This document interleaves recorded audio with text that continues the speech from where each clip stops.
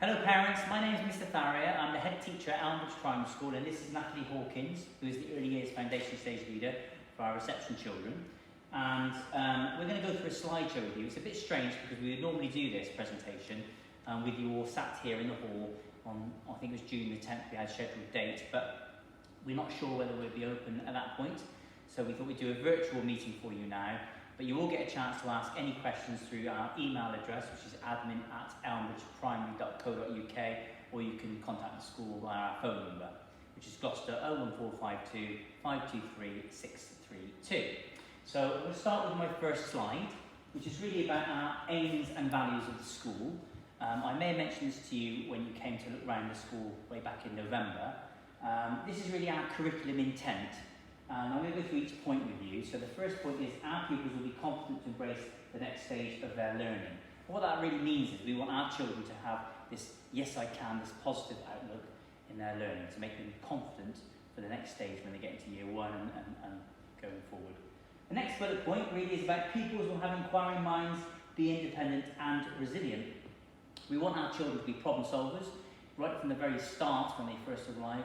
Our reception teachers are very, very adept at getting children to think for themselves, do things for themselves. So we'll encourage you as they transition to school, they start doing things more independently. So that's a really key area for us to focus on.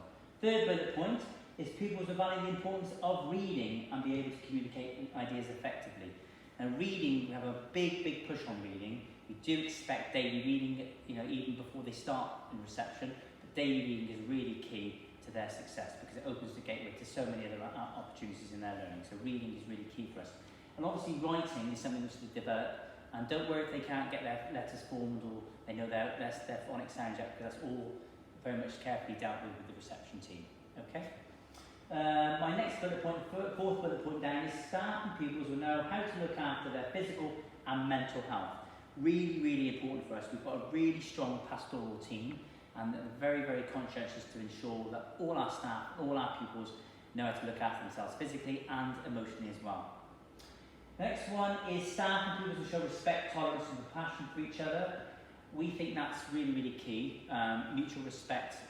We're very lucky to have a school which is very multicultural, so we ensure pupils are very respectful of each other, and we really promote that in all that we do. And we have these values, which I'll talk about at the end, which we promote implicitly and explicitly throughout the whole school.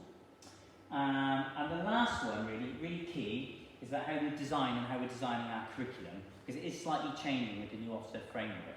And it's to do with providing our children with the knowledge and skills they need for the 21st century. So we know that our children need to be equipped with all that knowledge and skills that they need for an ever-changing world. So that's something which we are looking at this moment in time. We're reshaping our curriculum as we go along. So I'm going to go to my next slide very, very quickly, and it's just to remind you about our Ofsted. You may have looked on the website about our recent Ofsted. I say recent, it was done 2 years ago now, but I wanted to point out that our arrangements for settling in, which Natalie will go through in a moment, has been really very successful way of enabling children to feel comfortable when they come into reception. We really have a huge outdoor learning area, which I hope you would have seen when you come around on your tours. And we have that, it's an amazing area for children to learn their early learning goals. We've got warm relationships. Really key to the school is teamwork. So all our staff are very, careful to develop really good relationships with the children, trusting relationships, and we have that mutual respect across the whole school. And the last bullet point really from Ofsted, that they noted our very strong culture of safeguarding in the school, which is really key and paramount for all of us to really reassure you that we value the high importance of safeguarding your children at every stage. So the next few slides, I'm going to hand you over to Natalie, who's going to talk to you about the sort of operational things of what happens when you come into school for the first time. Okay? Okay, so in reception we have 3 classes. There will be 90 children in total, and we split them into our 3 reception classes, one being rabbits, the other hedgehogs and badgers. With your letter that you are receiving, it does ask for a friendship group. So if your child does know any other children that are coming to Elmbridge, just ask you to write down their names and send it back to us, and then I can try and sort out the classes, and we will get that to you at a further date, and you will find out which class that your child will be going into.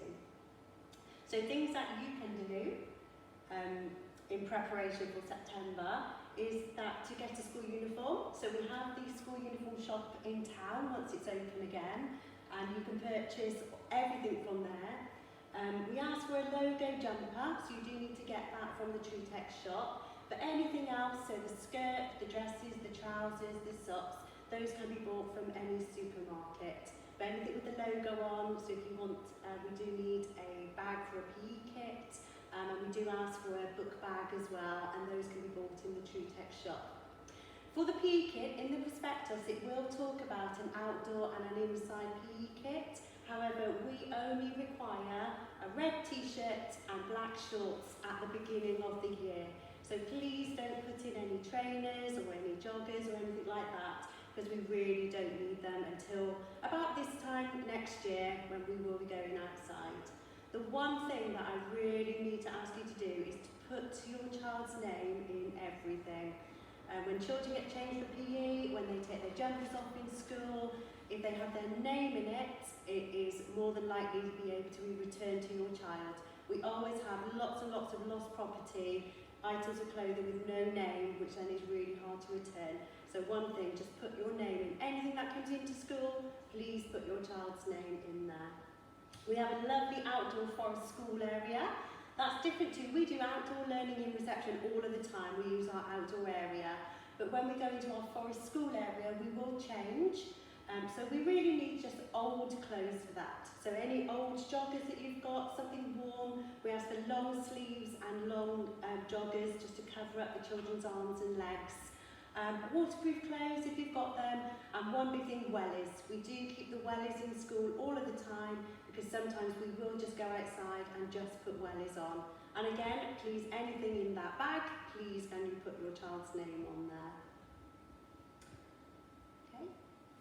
So, independently using the toilet and washing hands. Because of the number of children, we do obviously show them where the toilets are. They're very, very close to our classrooms, but the children do independently go to the toilet. So, you know, over the summer, if your child is not independently going at home, it would be a good time now to start them going off and going on their own, reminding them all the time to wash their hands afterwards, as we're doing lots of hand washing at the moment anyway. They do ask us to go to the toilet, so we know when they are going, and we often, you know, remind them when they come back and check that they have washed their hands as well. So we have 30 children in each class, 90 in the year group, which for some children, that's kind of the, you know, one of the biggest shocks to them when they do come. It's a lovely big social place, but they do have to learn how to tidy up after themselves and how to share toys with other children. So lots of time in that early term, then we are teaching them those skills of getting out what they want to play with, but also putting it away. So anything you can do now and over the summer holiday, that if they are choosing their toys at home, just remind them that when they're at school, when they finish, they will need to put them away themselves. We will be sending out a booklet. We've got one here. You will get, with the prospectus, and a lot of other information will come out in the next couple of months or so. And there's some ideas in here about some reading and rhymes, motor control, writing skills, counting skills, lots of different games and activities that you can do over the summer with your child, and it explains in there how that could be helpful for things that we will be doing in school as well.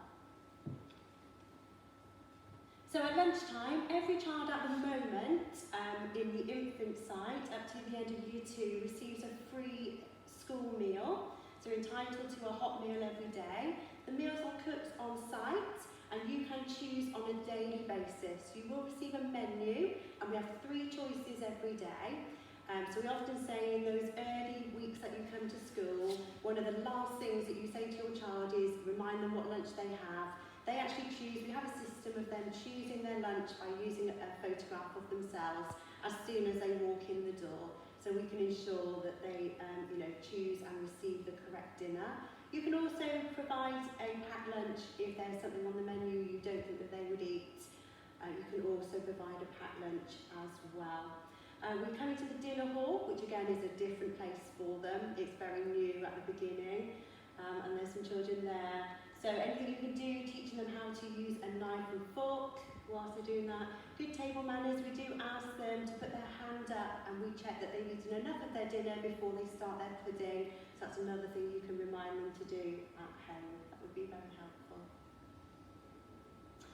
So we follow the foundation stage curriculum. It's actually a curriculum that your child has been, whilst they've been at preschool, they have been following. And it's taught according to the Development Matters document. And there are 7 different areas of learning. Go on. So these are the sort of things that we will be doing in the first year, their reception year at school. With their personal, social and emotional development. We look at their physical development, and that's fine motor and gross motor skills. Their communication and language, which is their listening, their understanding and their speaking. Literacy, which is reading and writing. Mathematics, which is numbers and shape, space and measure. And then understanding the world, which is our geography, our history and our computing. And expressive arts and design, which is our art and design and music that comes under there. We use Tapestry. Some of you may have used that in your preschool sessions.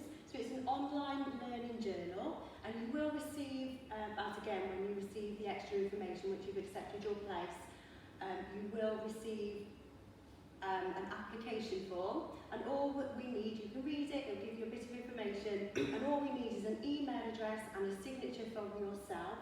And what it allows us to do is to take photographs of your child in school, and we can record their learning, we can upload it to Tapestry, you can see what they're doing in school, and you can also upload observations, things that you've done at home with the children that we can see in school, and we can share that as well. And there's just a couple of comments there that the parents, we've been using it for quite a few, about 4 years now, and it's a really, really good tool for us to have good communication between school and home of all the things that we're doing in school and the things that you are doing at home. So in September, there is a lot to learn in the first term for the children. Even if they have been to a preschool setting, school is very, very different for them. So we do have this phasing in period, and it's the first, we do home visits, which I'll talk about in a minute, and then we have 3 weeks of transition when they will be in at various different times, whether in the morning or the afternoon, and then they start to stay to lunch, and then they will stay for a whole day. And we do this in 2 groups, so you will be either in group A or group B, and then you will follow a separate timetable. And that allows us, we have 1 teacher and 1 teaching assistant in each class, and it allows us to have 15 children, so the ratio kind of mirrors the ratio that they are used to at preschool at the moment, before we go into those 30 children with 2 adults.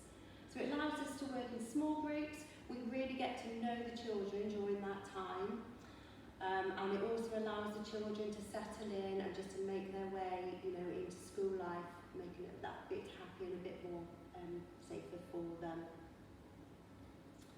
So this is a timetable. Obviously you won't know at the moment whether you are group A or group B, but we will let you know, and we will send this out as well. And we'll send that in plenty of time, because I know that, the timings can be a bit unusual and you might have to sort out a few things. But we have been following this for a good few years now, and we find that it works really well. So once you know which group you're in, you'll be able to sort out.